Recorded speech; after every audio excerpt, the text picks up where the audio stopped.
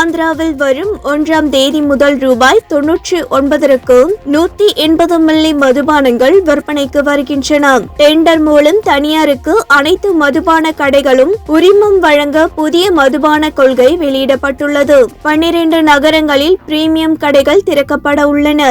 இதில் விலை குறைவான மதுபானங்கள் அறிமுகம் செய்யப்பட உள்ளதாகவும் தெரிவிக்கப்பட்டுள்ளது. ஆந்திர பிரதேச முதல்வர் சந்திரபாபு நாயுடு தலைமையில் புதன்கிழமை அமராவதியில் நடைபெற்ற மாநில அமைச்சரவை கூட்டத்தில் மாநிலத்தின் புதிய மது கொள்கைக்கு ஒப்புதல் அளிக்கப்பட்டது. புதிய கொள்கையில் அனைத்து பிராண்ட் மதுபானங்களின் விலையையும் மாநில அரசு குறைத்துள்ளது. புதிய விதிகள் அமலுக்கு வந்த பிறகு ஆந்திராவில் உள்ள மக்கள் எந்த பிராண்ட் மதுபானத்தையும் வெறும் ரூபாய் 99க்கு வாங்க முடியும். புதிய விதிகள் அக்டோபர் 1ஆம் தேதி முதல் அமலுக்கு வருகிறது.